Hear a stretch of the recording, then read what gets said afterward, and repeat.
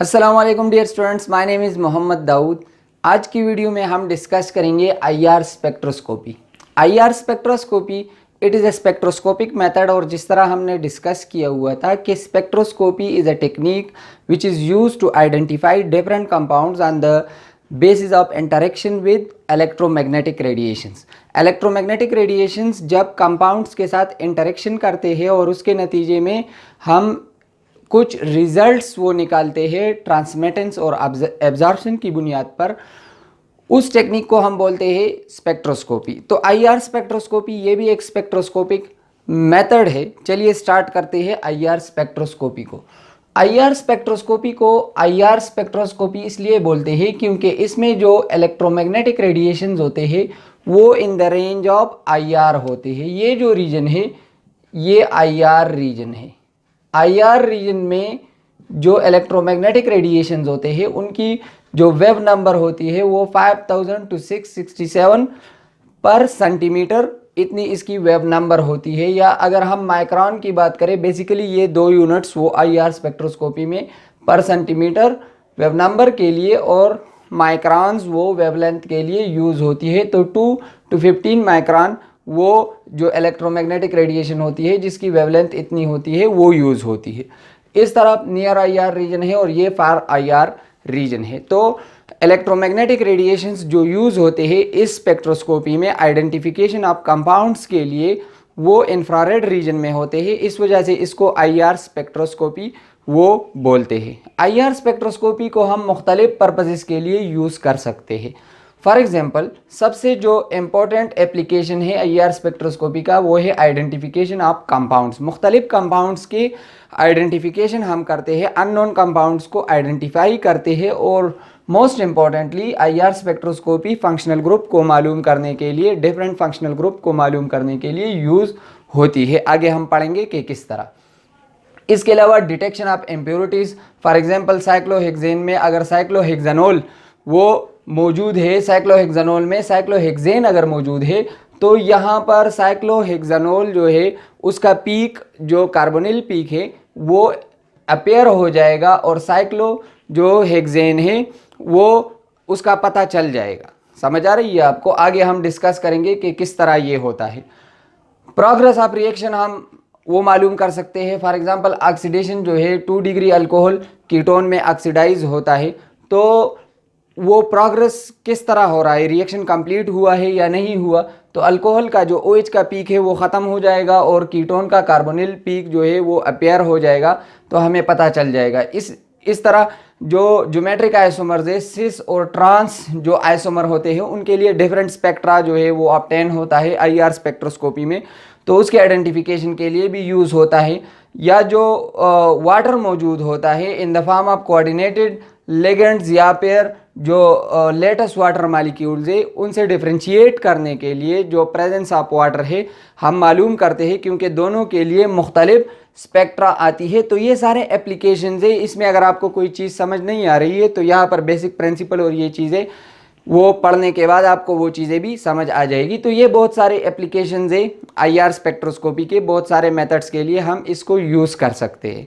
अब आते हैं टेक्निक पर। ये जो आईआर स्पेक्ट्रोस्कोपी है इसका बेसिक प्रिंसिपल क्या है, बुनियादी जो उसूल है आईआर स्पेक्ट्रोस्कोपी का वो मैंने यहाँ पर मेंशन किया हुआ है कि all molecules are naturally in a state of vibrational motion at ordinary temperature. जो तमाम मॉलिक्यूल्स होते हैं ऑर्डिनरी टेम्परेचर पर वो वाइब्रेशनल मोशन करते हैं। कोई बॉन्ड होता है वो इस तरह फिक्स नहीं होता, वो वाइब्रेट करता है अलोंग द बॉन्ड एक्सिस। अब वाइब्रेशन किस तरह होता है वो भी डिस्कस करते हैं। So when an IR active molecule is kept in the path of IR radiation, अब आईआर रेडिएशन आ रही है और उसके सामने आईआर एक्टिव मॉलिक्यूल रखा गया। आईआर एक्टिव मॉलिक्यूल का मतलब ये है कि आईआर रेडिएशन को वो एब्जॉर्ब कर सकता है। So there occurs a change in the vibrational state of molecules. तो ये मॉलिक्यूल्स जो है जो वाइब्रेट कर रहे हैं इसकी वाइब्रेशनल जो फ्रीक्वेंसी है, जिस फ्रीक्वेंसी से ये वाइब्रेट करता है उसमें चेंज आ जाता है, डेफिनेटली वो इंक्रीज होगी। तो ये जो चेंज आता है इसके नतीजे में ए प्लॉट ऑफ ट्रांसमिटेंस और absorption against wave number, frequency और wave number of the radiation gives an IR spectrum. अब ये बेसिक प्रिंसिपल हैं। जो मॉलिक्यूल्स होते हैं नेचुरली वो इन स्टेट ऑफ वाइब्रेशन होते हैं, और ये जो वाइब्रेशन ये करते हैं, अगर इसकी फ्रीक्वेंसी मैच कर रही है बाहर से आने वाले इलेक्ट्रोमैग्नेटिक रेडिएशन के साथ, जनरली वो IR रीजन में होते हैं जो वाइब्रेट करते हैं, तो वो इसको एब्जॉर्ब कर लेंगे। पीछे जो है हमारे पास डिटेक्टर लगा होगा, डिटेक्टर बताएगा इतनी ट्रांसमिट हुई है, इतनी एब्जॉर्ब हुई है, और IR स्पेक्ट्रम जो है वो ऑब्टेन हो जाएगा। तो इस तरीके से हम आइडेंटिफिकेशन वो कर पाएंगे। अब ये जो वाइब्रेशन होती है इसके मुख्तलिफ मोड्स होते हैं। जो मोड्स ऑफ वाइब्रेशन हैं वो दो तरीक़ों के होते हैं, दो तरह के वाइब्रेशन मॉलिक्यूल में होते हैं। मिथाइलिन ग्रुप का मैंने एग्जाम्पल के तौर पर आपको यहाँ पर समझाया है। स्ट्रेचिंग वाइब्रेशन होती है और बेंडिंग होती है। स्ट्रेचिंग का मतलब ये होता है कि इसमें जो बॉन्ड एंगल है वो बॉन्ड एंगल चेंज नहीं होता, यहाँ से बॉन्ड एंगल चेंज नहीं होता, सिर्फ जो बॉन्ड लेंथ है वो चेंज होता रहता है। इस तरह ये वाइब्रेशन करते हैं। और बेंडिंग जो वाइब्रेशन है, ये सारे मोड जो है ये बेंडिंग वाइब्रेशन है। तो इसमें जो बॉन्ड लेंथ है वो चेंज नहीं होता, वो कांस्टेंट रहता है, बल्कि बॉन्ड एंगल जो है इसमें चेंज होता है। स्ट्रेचिंग वाइब्रेशन के फिर दो टाइप्स है, सिमेट्रिक और एंटी सिमेट्रिक। यहाँ पर मैंने मेंशन किया हुआ है। सिमेट्रिक वाइब्रेशन का मतलब ये है कि दोनों एक तरह से वो इस तरह स्ट्रेच हो रहे हैं और एक तरह से वापस आ रहे हैं, दोनों एक साथ जो है वो इस तरह हो रहे हैं, तो इसको बोलते हैं सिमेट्रिक स्ट्रेचिंग वाइब्रेशन। और एंटी सिमेट्रिक, अगर एक ऊपर जा रहा हो एक नीचे, एक ऊपर एक नीचे, ये इस तरह भी हो सकता है, ये ऊपर जाए ये नीचे, तो इस तरह इस वाइब्रेशन को हम बोलते हैं स्ट्रेचिंग। स्ट्रेचिंग वाइब्रेशन में रिमेंबर इसमें जो बॉन्ड लेंथ है वो फिक्स होगा, वो चेंज नहीं होगा, जबकि इसमें जो बॉन्ड एंगल है वो चेंज नहीं होगा, बॉन्ड लेंथ चेंज होगा। जबकि बेंडिंग वाइब्रेशन में इसमें बॉन्ड लेंथ आपको चेंज होता हुआ नजर आएगा। अब जो बेंडिंग वाइब्रेशन है इसके कुछ टाइप्स है, रॉकिंग है, सिजरिंग है, ट्विस्टिंग है, वेगिंग है। रॉकिंग तब होती है जब ये बॉन्ड इस तरफ वो जा रहा हो और ये भी इसी डायरेक्शन में इस तरफ वो बेंड हो रहा हो, तो इसको हम बोलते हैं बेंडिंग वाइब्रेशन, जो इसकी टाइप है रॉकिंग। सिमिलरली सिजरिंग, जब दोनों एक तरह से इस तरह हो रहे हो, सिजरिंग ये इस तरह है, रॉकिंग इस तरह है कि ये इस तरह जा रहे हो, ये रॉकिंग हो गया आपका, ये रॉकिंग, ये भी इस तरफ ये भी इस तरफ, ये रॉकिंग है, सही। और ये सिजरिंग है, सिजरिंग। सिमिलरली यहाँ पर ट्विस्टिंग है, ट्विस्टिंग इस तरह होती है, एक इस तरफ एक इस तरफ, इस तरह, इसको बोलते हैं ये ट्विस्टिंग, जो बेंडिंग वाइब्रेशन की एग्जांपल है ट्विस्टिंग है। इसके अलावा जो है वेगिंग है, वेगिंग इस तरह होती है, ये वेगिंग हो गई। तो ये मुख्तलिफ मोड्स ऑफ वाइब्रेशन होती है मॉलिक्यूल्स में। अब ये जो रॉकिंग हो रही है या फिर सिजरिंग हो रही है या फिर स्ट्रेचिंग में अगर आप देख ले, ये मुख्तलिफ फ्रीक्वेंसी के साथ होती है। और मोस्ट इम्पॉर्टेंटली जो आपने समझना है कि ये जिस फ्रीक्वेंसी के साथ वो स्ट्रेच होते हैं या बेंड होते हैं वो IR रीजन में आते हैं। वो जो फ्रीक्वेंसी होती है वो IR रेडिएशन की भी उतनी फ्रीक्वेंसी होती है। तो अगर आप IR रेडिएशन को इससे पास करेंगे तो एज ए रिजल्ट क्या होगा, अगर फ्रीक्वेंसी यहाँ पर इसकी स्ट्रेचिंग के साथ या फिर बेंडिंग मोड ऑफ वाइब्रेशन के साथ मैच कर रही है तो वो इसको एब्जॉर्ब करेगा और पीछे जाकर बाकी के रेडिएशन वो चले जाएंगे। अब जो IR स्पेक्ट्रम होता है बेसिकली वो कुछ इस तरह का दिखता है, इस तरह का, ये मैंने आपको एग्जांपल के तौर पर वो लिखा हुआ है। ये IR स्पेक्ट्रम इस तरह आता है IR मशीन से निकलकर। होता क्या है, IR स्पेक्ट्रोमीटर जो होता है बेसिकली ये कुछ इस तरह की चीज़ होती है जो मैंने आपको सिंपल से समझाने की कोशिश की है। फॉर एग्जांपल ये फॉर्मल्डिहाइड मॉलिक्यूल है, इसको मैंने लेट्स से एक एग्जांपल के तौर पर IR स्पेक्ट्रोमीटर में रखा हुआ है और ये जो इसकी स्ट्रेचिंग वाइब्रेशन है लेट्स से 2 हर्ट्ज है और इसकी जो बेंडिंग वाइब्रेशन है लेट्स से 4 हर्ट्ज के साथ, इसकी फ्रीक्वेंसी के साथ ये वो क्या कर रहा है, वाइब्रेट कर रहा है।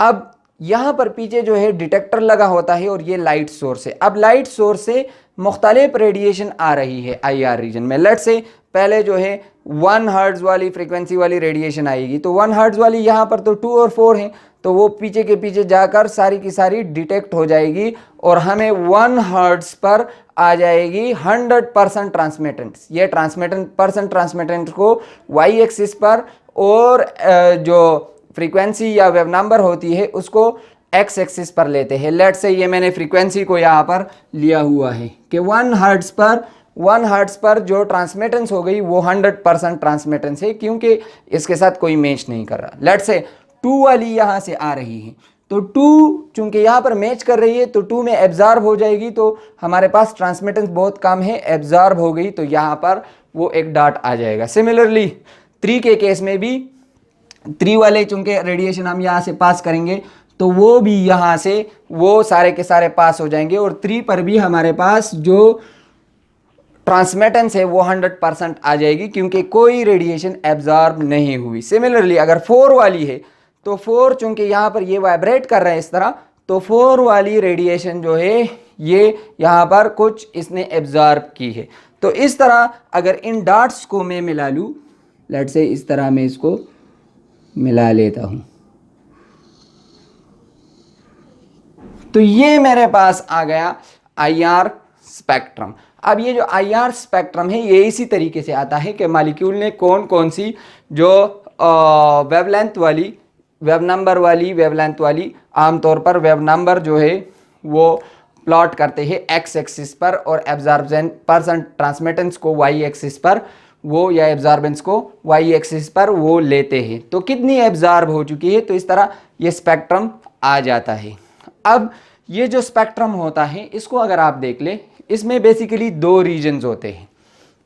एक को हम बोलते हैं फिंगरप्रिंट रीजन, जो आमतौर पर जो 1600 या 1500 से इस तरफ 500 तक ये जो रीजन होता है इसको फिंगरप्रिंट रीजन बोलते हैं। और ये फिंगरप्रिंट रीजन जो है it is the characteristic of A compound.